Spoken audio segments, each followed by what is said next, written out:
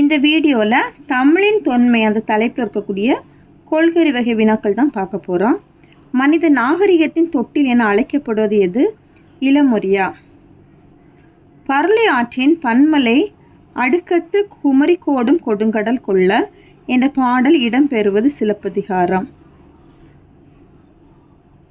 வீறுநடை செம்மொழி தமிழ்மொழி உலகம் வேரூன்றிய நாள் முதல் உயிர்மொழி என்று தமிழன் பெருமையை பறைசாற்றுபவர் யார்னா பாவலேறு பெருஞ்சித்திரனார்.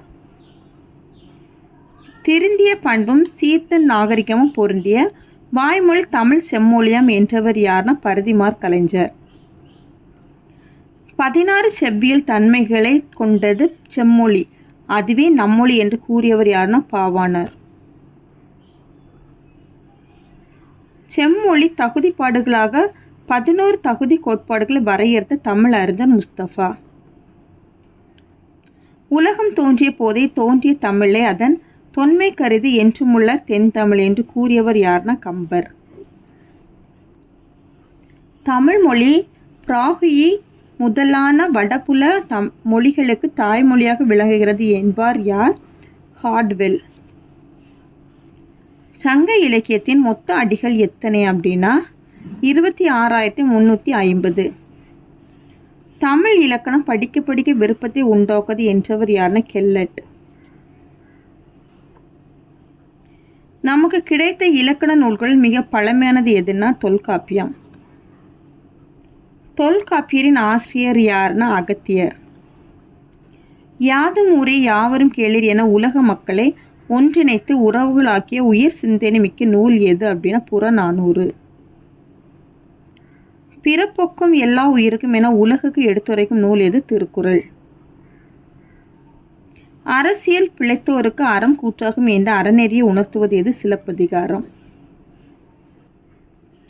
ஒரு மொழிக்கு பொதுவாக எத்தனை ஒலிகள் இருந்தால் போதும் என்பதுனா 33.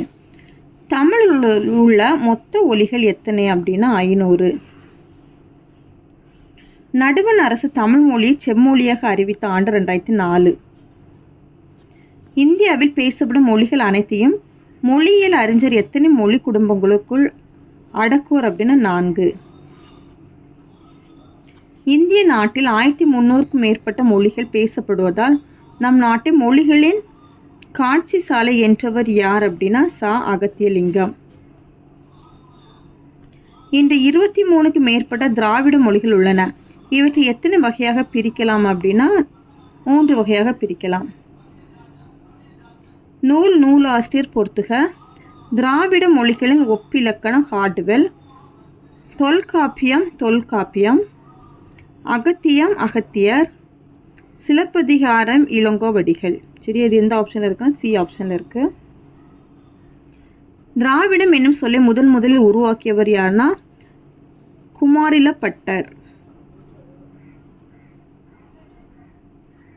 திராவிடம் என்னும் சொல் எம்மொழியிலிருந்து உருவானது தான் தமிழ்.